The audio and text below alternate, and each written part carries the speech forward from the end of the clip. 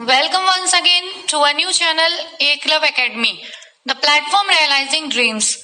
आज के इस वीडियो में हम कैलेंडर के कुछ ऐसे क्वेश्चंस के बारे में बात करने वाले हैं जो अगर एग्जाम में जब भी पूछे जाएंगे, आप इस फॉलोइंग मेथड, जो मेथड मैं बताने जा रही हूँ, अगर इस मेथड से सॉल्व करते हैं तो विद इन 2 सेकेंड्स और विदाउट पेन पेपर के यूज आप इनका आंसर देखते ही ऑप्शन कर सकते हैं। कौन से क्वेश्चंस हैं ऐसे और किस तरीके से एग्जाम्स में पूछे जाते हैं, इससे पहले मैं एक वीडियो और अपलोड कर चुकी हूँ इसी चैनल पे।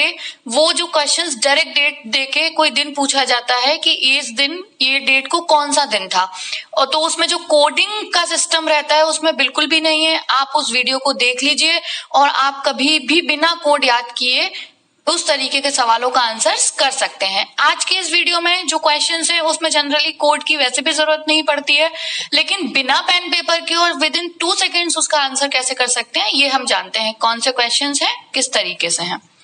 सबसे पहला सवाल, यदि किसी महीने के तीसरे शनिवार को 17 तारीख है तो उस महीने के चौथे बुधवार को क्या तारीख होगी। देखिए, इस तरीके के सवालों को अटेम्प्ट करने के लिए मैं एक बेसिक सा पहले आपको मेथड समझाती हूँ, उसको समझ लीजिए बहुत अच्छे से। उसके बाद आप इस तरीके के सवालों का आंसर ऑप्शन देखते ही विद इन सेकेंड्स कर देंगे। क्या है देखिए, समझते हैं। देखिए, जनरली हम सब जानते हैं, अगर हम 1 से 7 तारीख तक की बात करें तो किसी भी महीने का पहला वीक होता है, यानी पहला सप्ताह।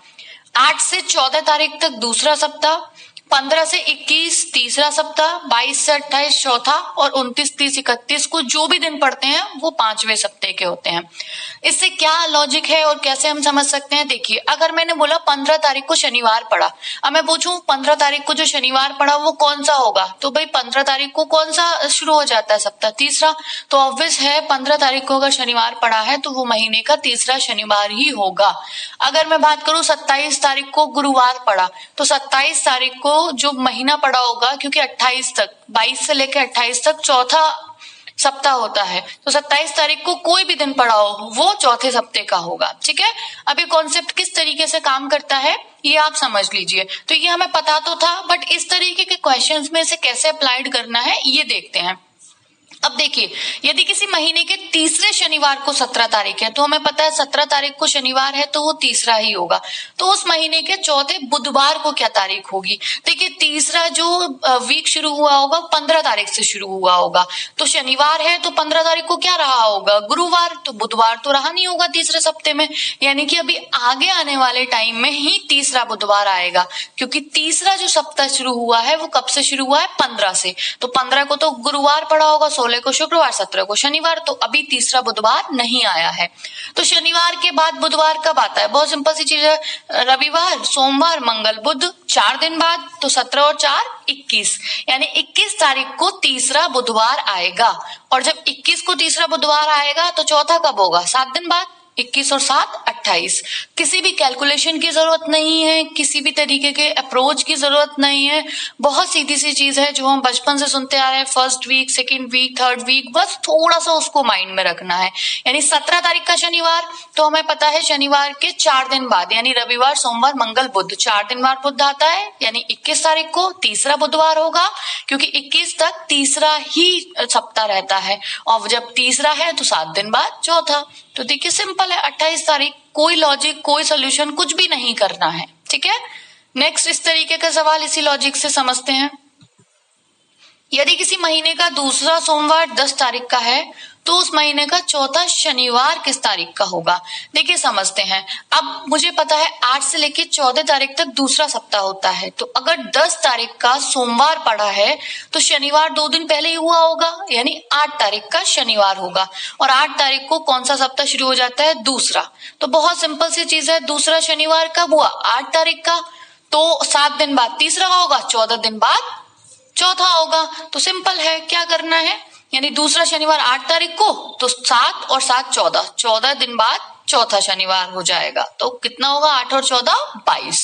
सिंपल, यही लॉजिक है। इसके अलावा इस तरीके के सवालों में कोई गुणा भाग, कोई प्लस माइनस, कोई 7 से भाग, कुछ भी नहीं करना है। सिंपली जब भी हमें कोई दिन दिया जाएगा, दूसरा या तीसरा, उससे आगे पीछे करके देख लीजिए जो दिन पूछा गया है वो कब पड़ा होगा, और बस उसमें 7 या 14 या 21 जो भी बार पूछा गया हो, जितनी बार उतना 7 से मल्टीप्लाई ऐड कर दीजिए। ठीक है। चलिए नेक्स्ट सवाल आते हैं कैलेंडर रिपीट के। देखिए कैलेंडर का पुनः प्रयोग, इस तरीके के सवालों की लैंग्वेज बहुत डिफरेंट तरीके से पूछी जाती है। कभी आपको सेम डेट देके नेक्स्ट आगे साल वही दिन कब पड़ेगा, कभी इस कैलेंडर का पुनः उपयोग कब किया जाएगा, कभी किसी का जन्मदिन अगर इस साल इस वर्ष सोमवार का पड़ा है तो अगले कौन से वर्ष में वो अपना दोबारा जन्मदिन सोमवार को मनाएगा। इस तरीके के क्वेश्चंस इसमें आते हैं। तो देखते हैं किस तरीके के क्वेश्चन है और इसका जो लॉजिक है वो किस तरीके से है। सबसे पहले समझ लेते हैं। देखिए 4 तरह के वर्ष होते हैं। अगर हम देखें हर चौथे वर्ष लीव वर्ष आता है। लीव वर्ष का मतलब है जो फरवरी है वो 29 डेज की होती है। लीव वर्ष प्लस 28, यहाँ पे मैंने जो कॉन्सेप्ट लिखा हुआ है इसको समझते हैं। लीव वर्ष +1 + 6, लीव वर्ष +2 + 11, लीव वर्ष +3 + 11। क्या है ये समझते हैं। देखिए कैलेंडर का पुनः उपयोग या कैलेंडर रिपीट कब होता है। अगर कोई भी लीव वर्ष का कैलेंडर पूछा गया है कि अगली बार कब प्रयोग में आएगा या अगली बार कब ऐसा होगा या ये तारीख दोबारा से इस दिन कब पड़ेगी, तो अगर लीव वर्ष कोई भी वर्ष दे रखा है लीव वर्ष तो उसमें डायरेक्टली 28 ऐड कर देना है, आपको आंसर मिल जाएगा। नेक्स्ट लीव वर्ष +1 का पूछा गया है। देखिए लीव वर्ष के बाद जस्ट जो अगली साल पड़ती है, जैसे अगर मैं बात करूं 2021 जो आएगी, 2020 एक लीव वर्ष है, 2021 जो आएगी वो लीव वर्ष +1 कहलाएगा, यानी लीव वर्ष के जस्ट अगली। तो अगर 2021 या 2017 या 2013 इस तरीके का कोई भी वर्ष पूछा है जिसमें जो लीव वर्ष के जस्ट बाद वाली है, उसमें अगर कैलेंडर रिपीट पूछा है तो आपको बस कितना ऐड कर देना है 6। अगर ऐसा वर्ष जो लीव वर्ष के दूसरे वर्ष आता है जैसे 2022, 2014, 2018 यानी कि लीव वर्ष के 2 वर्ष, तो उसमें क्या करना है 11 ऐड कर देना है और लीव वर्ष के 3 वर्ष बाद वाली उसमें भी 11 ऐड कर देना है। और फिर जब 3 वर्ष के बाद चौथे वर्ष आएगा वो दोबारा से क्या आ जाएगा लीव वर्ष। ठीक है। आई होप कि आपको ये समझ में आ गया होगा किस तरीके से सवाल है, इसको किस तरीके से हमें सॉल्व करना है वो हम देख लेते हैं। सवाल है वर्ष 2020 का कैलेंडर कौन से वर्ष के समान होगा। तो वही कैलेंडर रिपीट पूछा है। तो 2020 क्या है, एक लीव वर्ष है और लीव वर्ष में मैंने सीधे सीधे क्या बताया है 28 ऐड करना है। तो 28 20 में ऐड कर देंगे तो कितना आ जाएगा 48। आंसर हो गया 2048 में 2020 का सेम कैलेंडर होगा। ठीक है। आई होप आपको ये दोनों तरह के सवाल जो पहले मैंने बताए सप्ताह वाले और एक ही कैलेंडर रिपीट वाले बहुत अच्छे से समझ आ गए होंगे। अगर आपको ये वीडियो पसंद आ रहा है और आपको लग रहा है कि ये आपको टेक्निक, ये आपको अप्रोच एग्जाम में बहुत जल्दी सवालों को सॉल्व कराएगी, तो वीडियो को लाइक करिए, चैनल को सब्सक्राइब करिए आगे इसी तरीके के इंटरेस्टिंग ट्रिक्स से जुड़े रहने के लिए, और अपने दोस्तों के साथ इस चैनल को शेयर करिए। नेक्स्ट सवाल देखते हैं इसी तरीके का। साल 2018 का कैलेंडर किस साल के समान होगा। तो साल 2018 के कैलेंडर की अगर हम बात करेंगे तो 2018 देखिए कैसे ईयर है। 2016 एक लीप ईयर था, 2016 +2 यानी लीप ईयर +2। उसमें मैंने आपको कितना बताया था डायरेक्टली 11 ऐड करना है। ठीक है। तो 2018 में जब हम 11 ऐड करेंगे, अब देखिए यहाँ ऑप्शंस क्या थे। यहाँ जो ऑप्शंस थे ना वो 2007, 2009, 2006 और 2008 यानी पिछले वर्षों का पूछा गया था। तो बात एक ही है, क्योंकि जब 2018 आया होगा तो ये भी किस में ऐड होके आया होगा +2 में। ठीक है। तो चाहे माइनस कर लीजिए या प्लस कर लीजिए, हमारे ऑप्शंस पे डिपेंड करता है हमारे पीछे के वर्ष पूछे गए हैं या आगे के। तो 2018 में यानी ये क्या है लीव वर्ष +2 वाला है। तो लीव वर्ष +2 में या तो अगर आगे के वर्ष है तो +11, पीछे के वर्ष है तो -11। तो 2018 में -11 करेंगे तो 2007 यानी कि 7 और 18 का कैलेंडर सेम है। ठीक है। नेक्स्ट सवाल वर्ष 2005 का कैलेंडर वर्ष और आपको डैश डैश दे रखा है के समान था।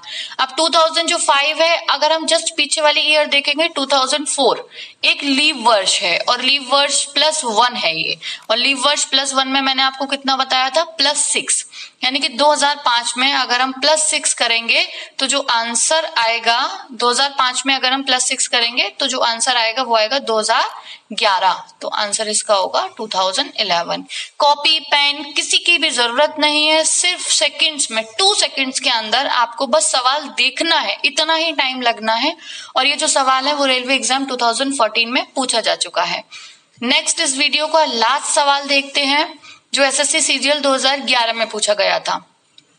यदि जॉन ने अपना विजय दिवस मंगलवार 5 जनवरी 1965 को मनाया तो वह अपना विजय दिवस उसी दिन कब मनाएगा? ठीक है, तो उसी दिन का मतलब कैलेंडर रिपीट का है कि 5 जनवरी को दोबारा से मंगलवार कब पड़ेगा, तो 5 जनवरी को मंगलवार पड़ेगा आगामी किसी वर्ष में, तो ऑब्वियस सी बात है जो कैलेंडर होगा वो क्या होगा, वो सेम होगा। तो कैलेंडर कैसे हम देखेंगे?